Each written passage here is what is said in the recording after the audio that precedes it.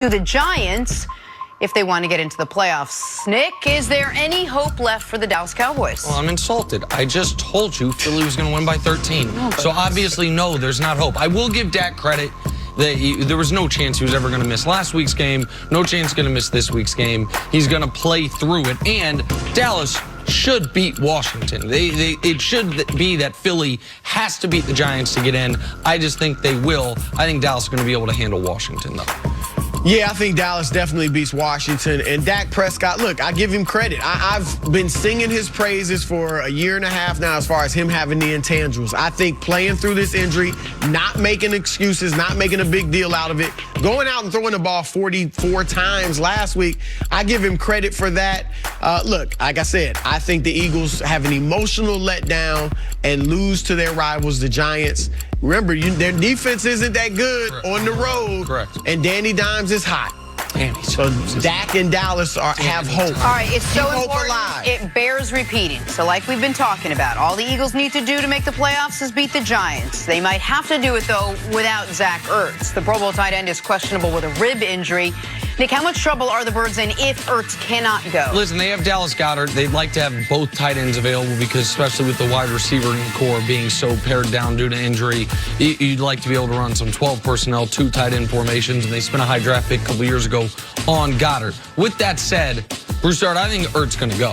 I think Zach Ertz, tough athletic family. Julie Ertz, his wife, is a great athlete. I think he's going to take the shot in the ribs of whatever it is to numb the pain and get out there. Now, will he be more of a decoy than a guy that they put over the middle where he could take shots? Those ribs, maybe. But I expect to see him on the field on Sunday. Yeah, he's certainly going to try, I would think. Like you said, he'll take the shot. He'll numb him up. How many hits will he be able to take? Just having him out there, I think he's kind of a safety blanket for Carson Wentz. I mean, they're good friends. He's obviously his favorite target. So just having him out there, I think, could help the Eagles. But if he's not out there, if he can't go, if he starts the game but really can't play much, then I think that could hurt the Eagles. All right, to the NBA now. The 76ers got a big win over Milwaukee yesterday. Joel Embiid leading the way for Philly with 31 points and 11 boards, and that Philly defense holding Giannis to 18 points on 8 for 27 from the field. Nick, did the Sixers send a message here?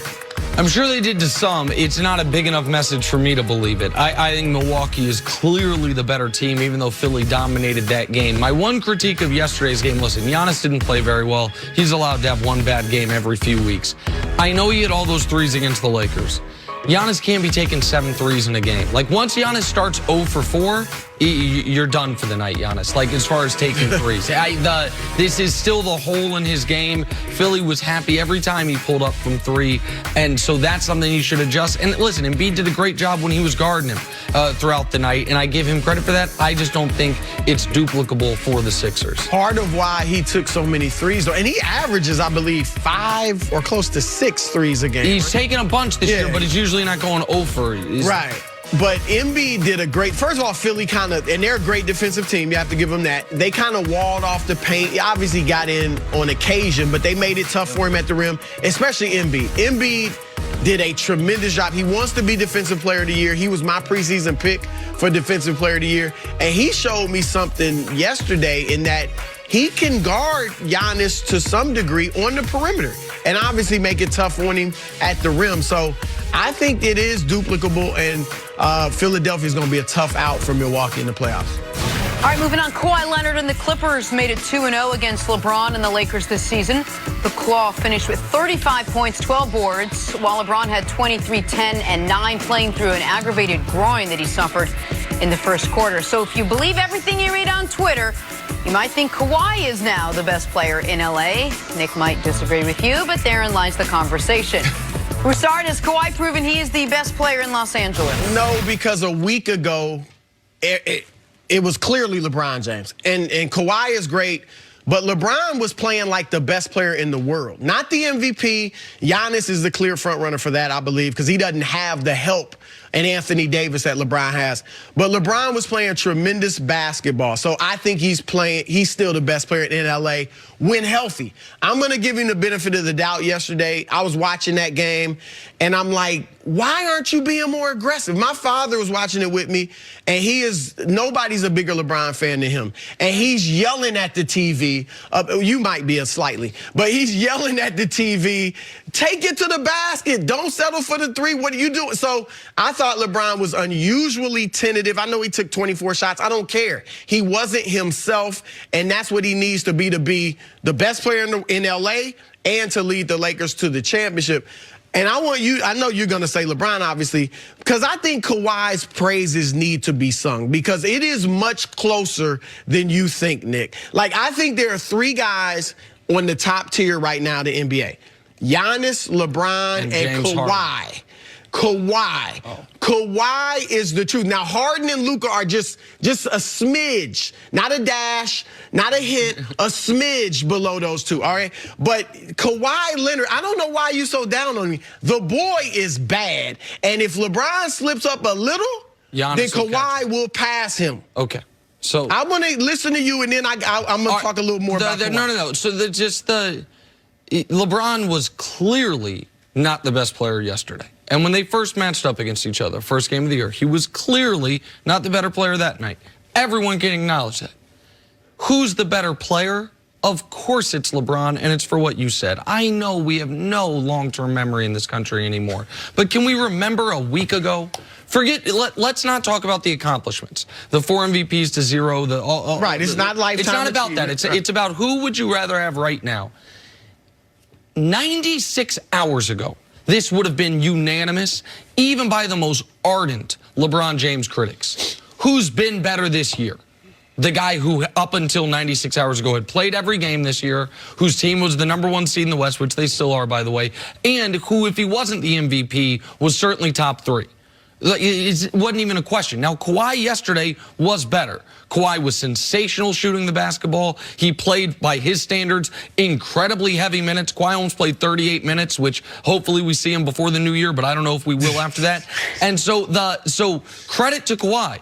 And he did spend some time doing what he used to do, guarding the opposing team's best player. AD and LeBron. Absolutely right. Kawhi was great yesterday. But you say I'm down on him.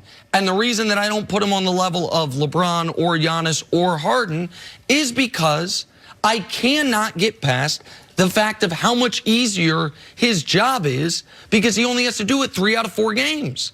How good would these other guys look if they got not only minutes restriction, but also the games restriction that Kawhi has? Like, people, when I first got hired by Fox, really my only job was to go on Colin Cowherd's show twice a week for 15 minutes. And those segments always did relatively well. And I used to joke with the bosses. I was like, you guys are only asking me to be good for 30 minutes a week. I was like, I got to be able to do that.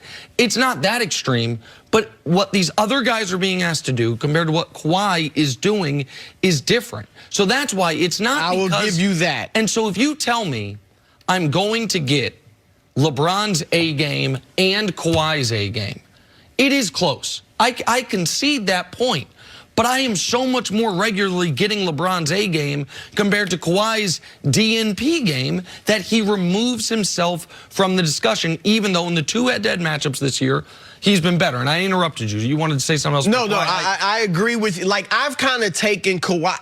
After last year's playoffs, I thought Kawhi Leonard had earned the right with LeBron James about to be 35, coming off injury, 17th year, you're thinking he's going to fall off.